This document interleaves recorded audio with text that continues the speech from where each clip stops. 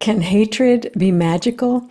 Not only can it, it absolutely is if you know how to work with it. Welcome. I'm Carla McLaren, and this is the 10th episode of the Off-Ramp Project. I want to look at hatred. I've talked in previous episodes about the emotions that are being manipulated at this time, and hatred is a big one. Panic, rage, anxiety. These are all very powerful emotions, and you don't want anybody to have access to them in your psyche, right? You want to be the moderator and the friend and the ally of these emotions. You don't want anybody jacking into them. And sadly, at this moment, with end-stage capitalism and the attention economy and all the political nonsense that's happening, these emotions are being jacked into all of the time. And I am not a fan of this because these emotions are so crucial to the maintenance of your own psyche, of your own self. If other people are running them for you, then you're in trouble. Okay, you're in trouble. We're in trouble. I want to look at hatred. I decided to look at hatred first because it is one of the most powerful emotions you have, for good and for ill. With hatred, you can become sort of a deployable agent of someone else's lack of emotional and social and just personal awareness and functionality and maturity. And with hatred, if you know how to work with it, you can evolve in astonishing ways as a person and mature and deepen and really become something more than just a regular everyday schmo. Okay, so this is I'm not saying everyday schmoes are people we should hate, but I think at the end of your life, you're not going to wish that you were an everyday schmo. I think you might wish that you had become something amazing. Hatred can help you do that. I'm reading from my book, The Language of Emotions, and in this book, I put forth my life's work in having created a model of emotions where you can learn what emotions are, what they do, how to work with them, and what intelligence and gifts and skills they bring to you. Emotions are not the problem. They're never the problem. Emotions respond to the problem, and they bring you the exact energy and intensity and genius you need to address the problem. Emotions are not the problem, even hatred. Now, hatred, we've all seen it as a problem. We've all been the victims and the targets of other people's hatred. And it is scary and it's terrible, and people lose their ethics behind it. They lose their morals. They lose their humanity. Hatred has a terrible reputation, but what I want to say is it's not hatred's fault if other people don't know how to work with their hatred. Hatred didn't do that. It's the people who don't have skills who do that. So let's look at hatred. I'm reading from the hatred chapter. Each of the 17 emotions that I work with in dynamic emotional integration gets its own chapter in the language of emotions, where you learn how to work with it, how to ally yourself with it, how to befriend it, how to understand it. Hatred, I call it the profound mirror. The gifts are intense awareness, piercing vision, sudden evolution, and shadow work. The internal questions for hatred are, what has fallen into my shadow? And I'll talk about that. And what must be reintegrated?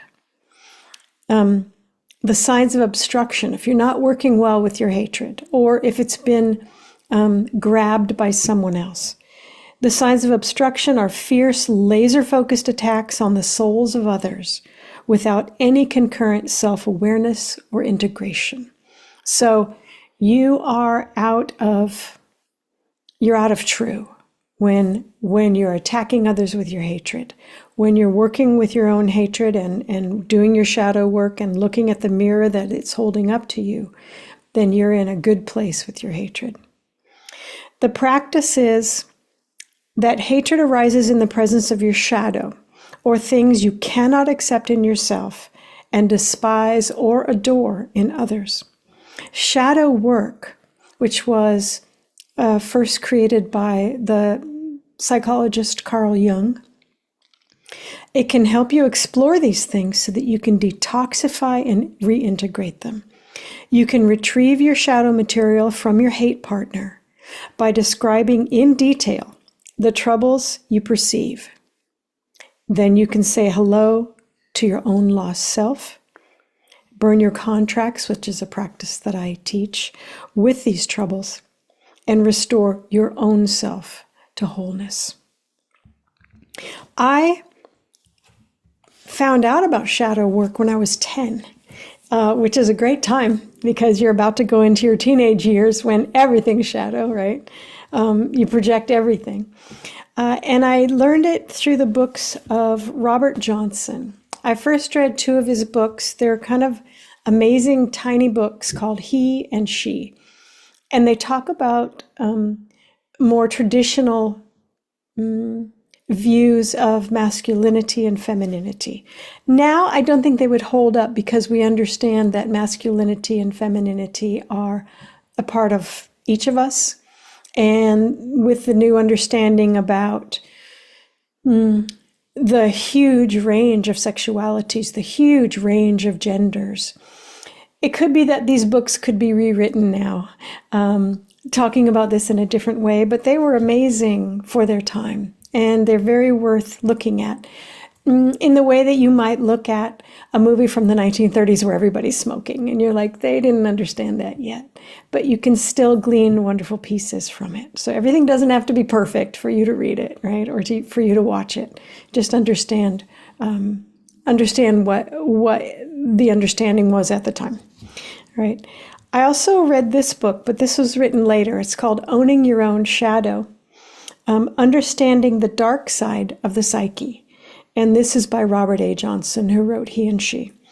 And this is a beautiful little book. It's tiny. I think it's 80 pages. No, it's 118 pages, but it's big type. So you can read it in a day, right? And it's worth reading. It's very worth reading. I also have this book by the poet Robert Bly, the late poet Robert Bly. It's called A Little Book on the Human Shadow. And because he's a poet, there's lots of poetry in it, and he goes on little tangents and so forth. Let me see how long this one is. 81 pages. This one you could also do in a day. And then I have a book called Meeting the Shadow, The Hidden Power of the Dark Side of Human Nature, edited by Connie Zweig and Jeremiah Abrams. There are 65 essays in this of 65 different people looking at how to work with the shadow. And everybody's got a different view and a different way to do it, and it's all brilliant. None of it's wasted time. But each one is, short. So you could just have this as a little meditative book, right? So there's a lot of support in understanding and working with the shadow. And it's so crucial because we've seen at this time of severe polarization, and polarization where there's a good and a bad and a yes and a no and a black and a white and a conservative and a liberal. When we have polarization like this, we know that there's serious trouble in the group, in the community, in the country.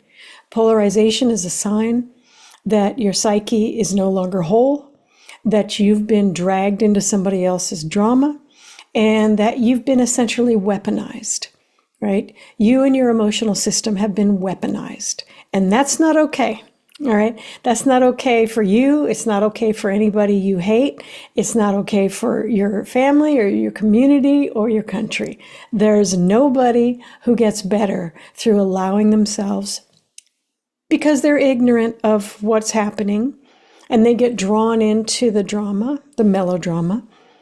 It's not okay that someone helps you become a hater. Hatred can destabilize you. We all know that, right? And you're like, I hate her. I hate her. I just want her to go away or maybe die. I don't even know. You are showing that your ethics and your morals have been destabilized, that There are no effective supports around you to help you manage your behavior.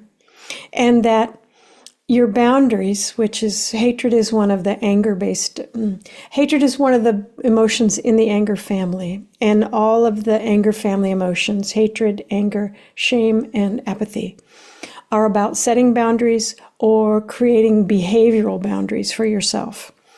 And so when you're in hatred, your boundaries are blown open, right? That's why there's this intensity of emotion that comes up. It's trying to help you reset your boundaries. You do that through shadow work. That is the process for hatred. Carl Jung had that one. He got that one. He did that one. It's done. Hatred requires shadow work. And if you can do your shadow work, you will reform your boundaries. You will settle your entire psyche. You will learn and grow. You will find areas in yourself that have been missing. You will find things that you never have allowed yourself to do to your detriment. It is some of the most important work you can ever do in this world is shadow work. And all you need to do is look and see what you hate. Now, I have created a shadow practice, and back before we were in the COVID era, I would give this workshop in person and we would go for a walk. And it's called the shadow walk. And what I was doing with the shadow walk process is helping people see what the shadow can do, what shadow work can do for you. Because when we hate, we are always shining a spotlight on ourselves. It's why I call it the profound mirror. When we don't like something, that's fine. When we want to avoid something, that's fine. When something doesn't work for us, that's fine. But when we move to hatred, it's always about us. It's always about what we're missing. It's always about what has been denied to us. It's always about what has been forbidden to us. It's always about things that we've held as an ironclad, ethic inside of ourselves, and we see someone else not living up to our rigid ironclad rules. And, the heavens aren't raining down flamethrowers at them. There's no lightning happening. The person is openly breaking my internal rules and nothing is happening. And part of my psyche begins to shake. Part of my psyche begins to quiver. And if I don't know what's happening, if I don't know anything about shadow work, if I don't understand emotions, I'm going to attack that person, right? Not only have I lost my boundaries because I'm seeing something that's true, that my ethics and morals aren't right. It's not true. My boundaries are going to drop because it's time for me to uptake new information. And for some people, that initiates panic, and panic has the fight, flee, freeze behaviors in it. So I'm going to avoid that person. I'm going to freeze and not be able to think of what I'm doing, or I'm going to attack them. And a lot of people will attack with their hatred, not realizing that they are attacking a part of themselves, right? There's no value to it. If you're attacking, if you're avoiding, if you're running, if you're freezing. I understand why panic is there, because it's frightening to be in the place where you see you're not perfect. You don't know everything. A lot of the ideas that you have are totally worthless, even though you've been holding them with a tremendous dedication, which, you should get an A+ for, right? But the ideas aren't any good. So if we don't understand the shadow, we will attack those things that we've come to hate. If we do understand the shadow, we learn how to integrate. We learn how to ask the questions, right? So in the shadow walk workshop, what I do is I give people this prompt. Think of a problem that you cannot fix, a relationship you can't work with, a situation you can't shift, something that's just not working. It's not working and it's never worked and it won't work. What I want you to do is think of your shadow person at this time. And the shadow can be someone you hate. It also can be someone you adore. So if you're a super fan, or if you adore, the goddess Kuan Yin, or, something where that person or being is, so far above you, that's a part of the shadow. You have kind of the adored shadow. You're devotional to that person. You're losing your space behind it, like I'm giving so much to you. And you also have your despised shadow, that person that's down there, that's nothing, that's no one, right? And again, you're not allowing that person to be a person, and you're not being a person because you're above everything. So in either case, with your adored shadow or your despised shadow, you are out of true, right? You have become something more and less than human, but mostly less. So I say, think of something you can't fix and think of your shadow person. Now, this person who's in your shadow, adored or despised, has information you don't have, right? You don't want to ask someone who's just like you. If it's a problem you can't fix, the person who's just like you is going to have the same answers, right? And so once we find our hated or adored person, we then go for a walk with them for an hour and ask for their help with this problem, right? And it's me doing a trick because I know that the shadow contains your lost parts, your lost self, your denied parts, your forbidden parts, right? And those denied and forbidden parts live in the shadow, and the shadow is where the gold is. It's where the healing is. It's where the evolution is. It's where the integration is. And so people go on a walk for an hour, and then we come back together and speak what we heard with no crosstalk. It's not about a conversation. It's about saying what's true. Oh, before we do that, we journal for a while. We write down what we found out. And so the talking doesn't take a long time because people have, written it down and processed it. But then we share what we found in the shadow. And it's always brilliant. It's always astonishing. It's always surprising. And it's not because I made a great workshop, although I like my workshop. It's because of the shadow. It's because what you deny, what you despise, what you venerate, what you adore is all a part of you. Now, one of the things that happens in the beginning of shadow workshops is people don't want to think that they have hatreds. And so I'm like, then go find your adorations, right? It's fine. It's fine. But someone will inevitably ask, what about Hitler? What about child molesters? People want to know about things everybody hates, right? And I said, well, first of all, not everybody hates Hitler because we've got a whole neo-Nazi movement here in the United States and across the white world, right? So not everybody hates Hitler. It's not an agreed upon thing. But what's important about the shadow is if you hate Hitler, you need to write down why. Because Hitler did a lot of things that are hate-worthy, right? I mean, he was a monster, but he was also a man who came at this with a tremendous amount of passion. Like he had a passion for what he was doing. And he did a lot. He did a lot of damage. He murdered. He was responsible for murdering over 6 million people. He kind of drove Germany into the ground and destabilized the whole world. So many people died behind his passion, behind what he did. So what is it about Hitler that you hate? You write that down. That's what's important. Not Hitler. It's where your hatred lands its mark. And the same thing for child molesters. Now, I was molested as a child. I'm not a fan. But what is it specifically about child molestation that you hate? There's a lot to hate there, right? But what is it for you?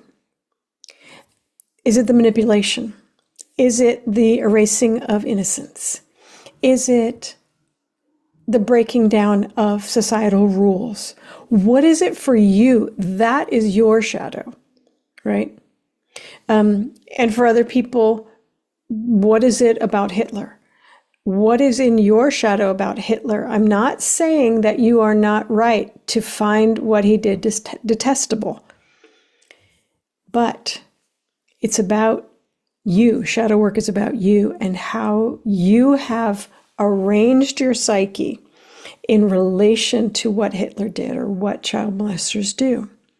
I bring up child molesters because here in the United States, there's an idea among parts of the right, the conservative right, where there's an idea that liberals like me are running giant child molesting rings. And first, how did you start believing in that? Second, you're engaging in a communal hatred, which means that your emotions have been co-opted and manipulated and jacked into. So if you can look at what is the hatred of my community about these alleged, supposed child molesting liberals, and what is my hatred? How did my hatred get co-opted and manipulated and taken to fuel this movement, to fuel this idea, this concept? How am I responsible for what's happening here, right?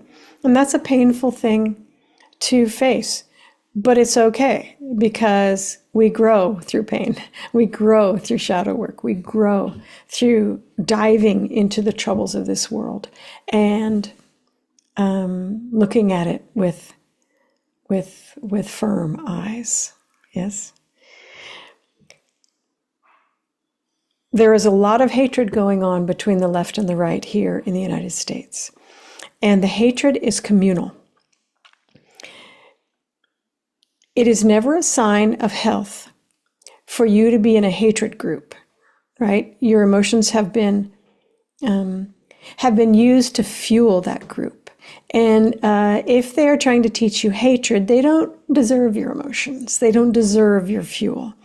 It's time to pull it back, do your shadow work, and in so doing, reclaim yourself, integrate yourself, understand yourself, and function as a whole human being and not just a little slice of a human being that can't accept the totality of human nature.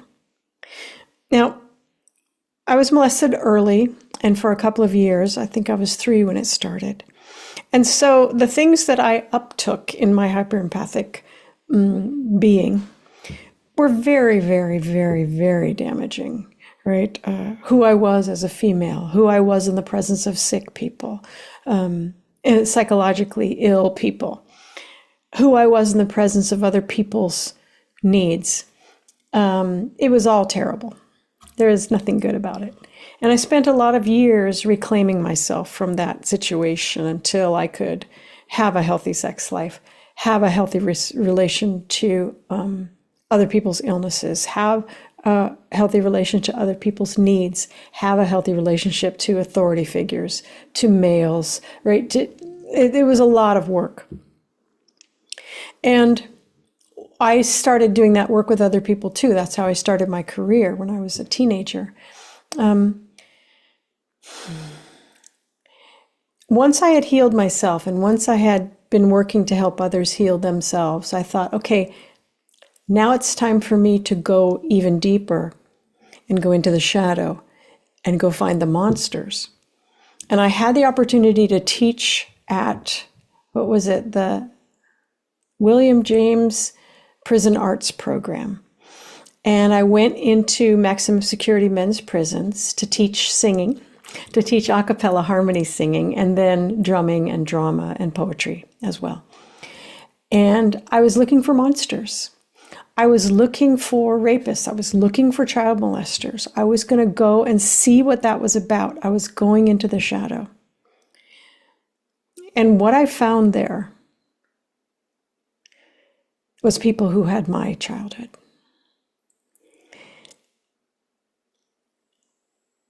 And I wasn't afraid of them, and they weren't monsters. And we became friends, and we sang together, and we drummed together, and we did poetry together, and we talked about important things. And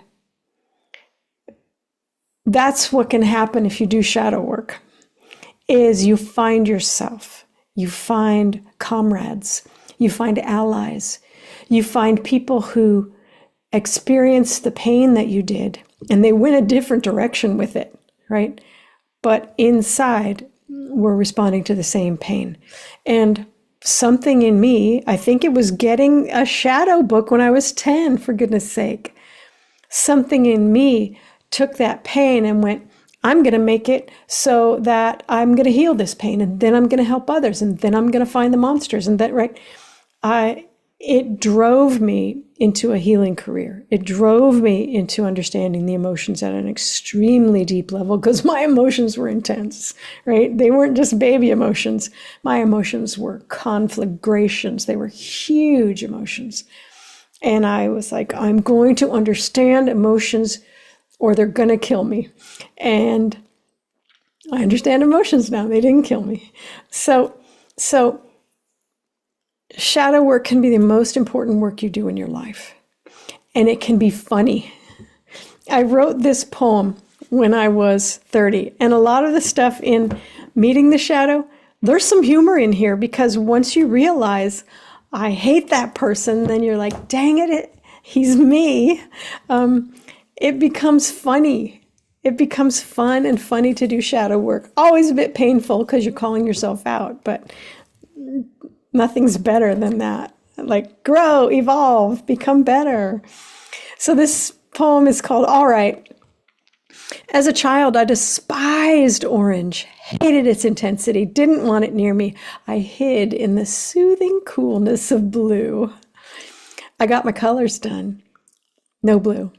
But orange, red orange, orange brown, peach, melon, apricot. After a while, I swallowed my pride. All right, I look good in orange. As a teenager, I despised scientists and college boys. I wrote anti-science fiction, huge morality plays about their cold, emotionless lives. At 26, I slammed into college after finding out what life was like without it. Graduated valedictorian with a degree in, all right, science. As an adult, I despised poetry and advertising, both equally excruciating, embarrassing ways to promote a viewpoint. Now I make a living in, all right, advertising and moonlight as a poet.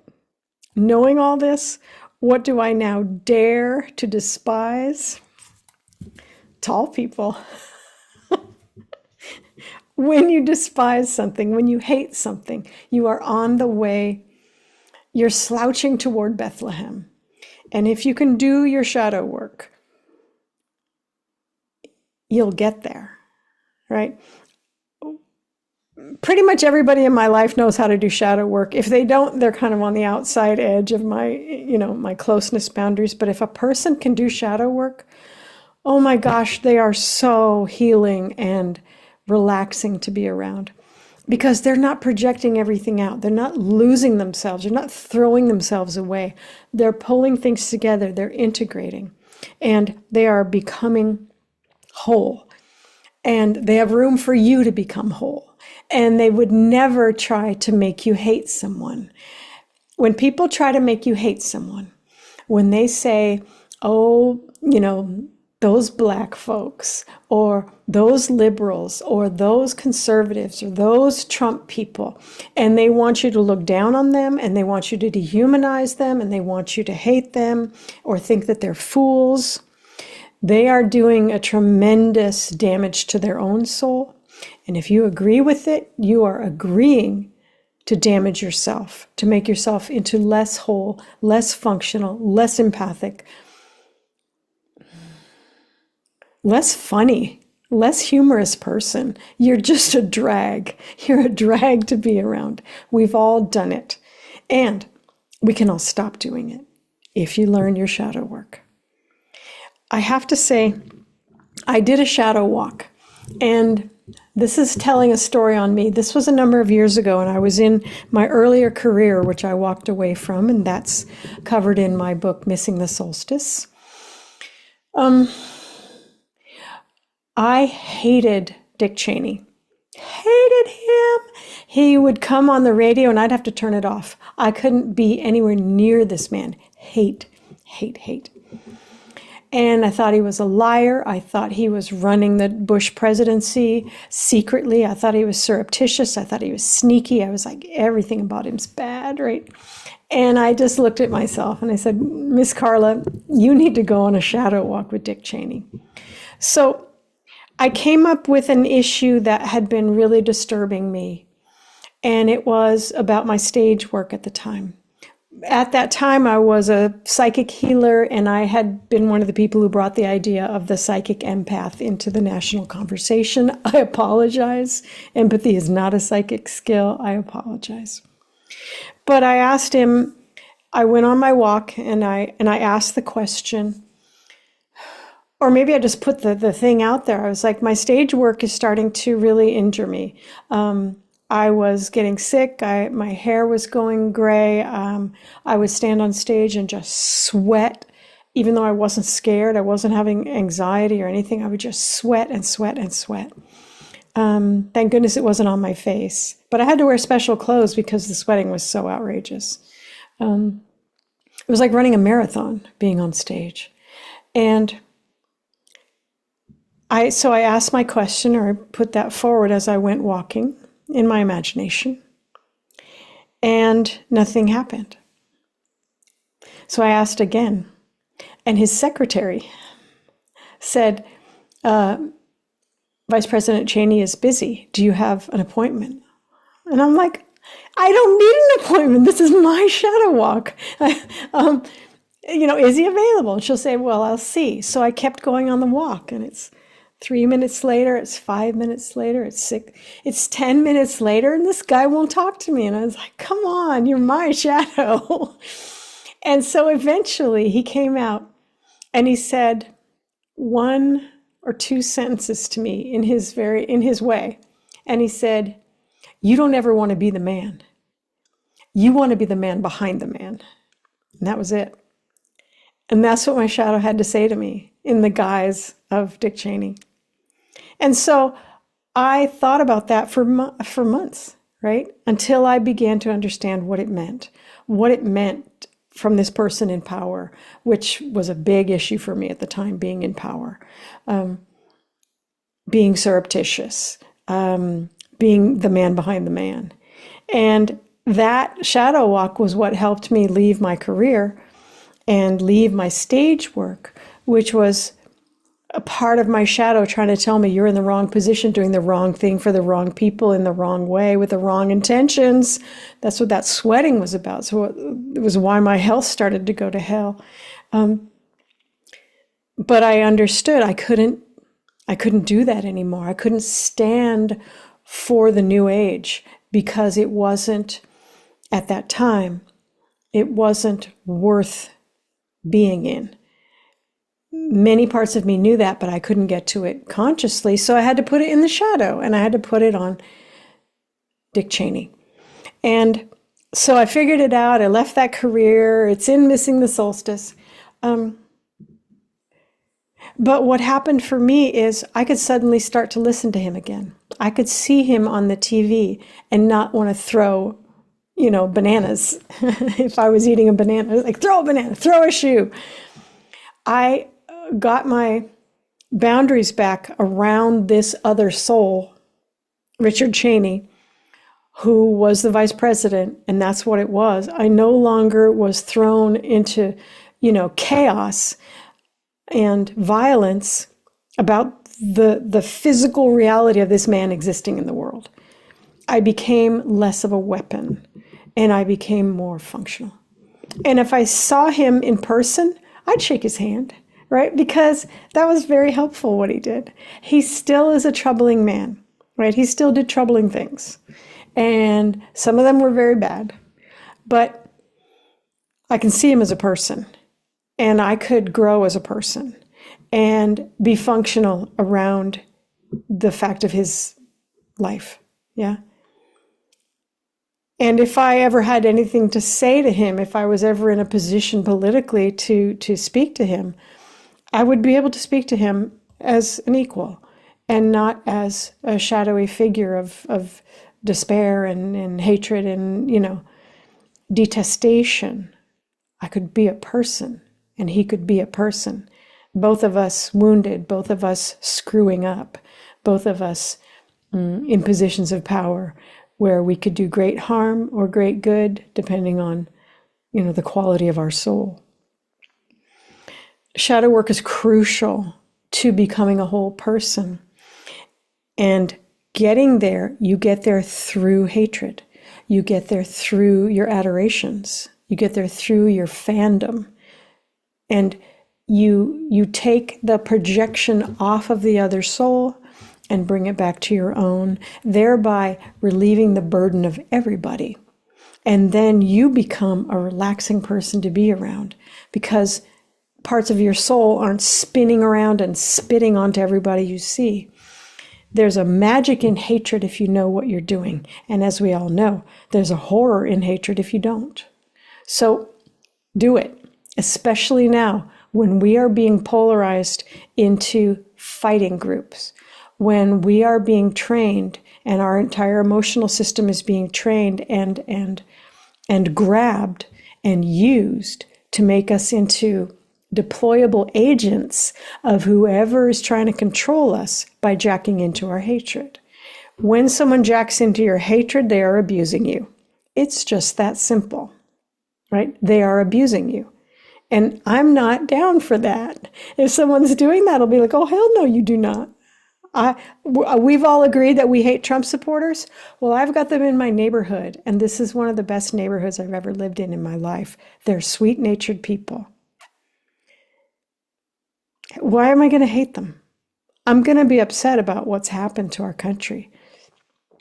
But hating my neighbors? What? No. I might need to borrow sugar. I'm kidding. I need sugar.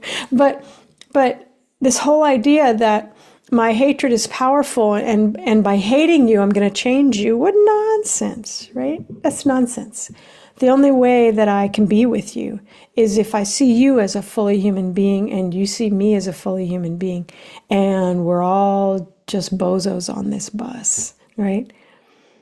I don't know better than you. You don't know better than me. I'm not your enemy, and you're not mine.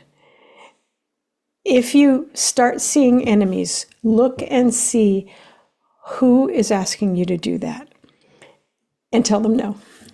No, thank you. I have other things to do with my hatred. I've got this book to read. I've got 3 books to read. Oh, all of these books: Owning Your Own Shadow by Robert Johnson, A Little Book on the Shadow by Robert Bly, and Meeting the Shadow by Connie Zweig and Jeremiah Abrams. All of them will be available at your library, so you don't have to spend money to work on the shadow. Of course, once you read them, you'll probably want to buy them, but it's all available. The shadow work on the internet, just type in shadow work. Turn off the AI because I don't think it understands it, right? But type in shadow work and you'll find so much. And if you've ever wanted to do any kind of work on yourself, any kind of self-actualization, if you've wanted to achieve, awareness, the shadow work. There is, I can't remember whose poem this is or a saying, but the saying is, if you love God, you will know God in 30 years max. But if you hate God, you'll know God by this afternoon. So this energy of hatred can make magic happen. It's a magic emotion if you know what you're doing, if you know how to work with it. The language of emotions may be in the library. I've got a smaller publisher, sounds true, So they may not be fully in the library system, but you can always ask for it through interlibrary loan. So as we talk about taking off ramps, it's really important to learn how to take an off ramp when you're filled with hatred or adoration. It's really important to know that if everybody's going on the hatred bandwagon and they've all decided that liberals are monsters or Trump supporters are monsters or whoever the monster is today, is it communists? I'm not sure. Is it socialists? I'm not sure. We have to, we have to keep a list. Is it Maoists? No, they're not really in power anymore. Who do we hate? The answer is no one. But if you find yourself hating, write down exactly what it is that those hated people are doing. And do your shadow work. Do a shadow walk. Read your books. Learn how to be a hatred professional instead of a hatred clown. Learn how to integrate. It's crucial that you do. It's crucial that we all learn how to take off ramps from emotional manipulation and emotional abuse. Yeah, no matter where it comes from. If someone is asking you to hate alongside them, they are asking you to be weak, and they are asking you to accept their abuse. And the answer for that is nope. Nope. Thank you so much. I hope you and your hatred can develop a new relationship where its magic, its depth, the gold in it will be available to you. And then maybe, like me, you can start laughing about college boys and the color orange and tall people. Thank you. I'll see you next time.